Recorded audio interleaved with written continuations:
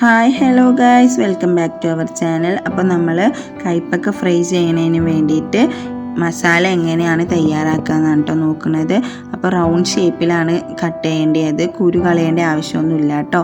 എന്നിട്ട് നമുക്ക് അതിന് വേണ്ടിയിട്ട് ഒരു പാത്രം എടുത്തിട്ട് അതിലേക്ക് മുളക് പൊടി, മഞ്ഞൾപ്പൊടി, മല്ലിപ്പൊടി, ഉപ്പ്, പിന്നെ കുറച്ച് ഓയിലും കുറച്ച് വെള്ളവും കൂടി നല്ല മിക്സ് ആക്കുക കേട്ടോ. ഓവർ കട്ടി ആവാനും പറ്റില്ല, ഓവർ ലൂസ് ആവാനും പറ്റില്ല.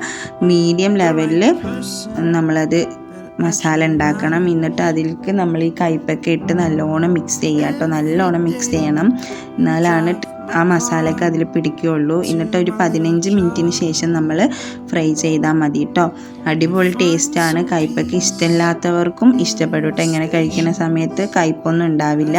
അപ്പോൾ എല്ലാവരും ഈ റെസിപ്പി ഒന്ന് ട്രൈ ചെയ്ത് നോക്കുക, എന്നിട്ട് ഫീഡ്ബാക്ക് അറിയിക്കുക. വീഡിയോ ഇഷ്ടപ്പെട്ടാൽ ലൈക്ക് ചെയ്യുക, ഷെയർ ചെയ്യുക, സബ്സ്ക്രൈബ് ചെയ്യുക. ബൈ.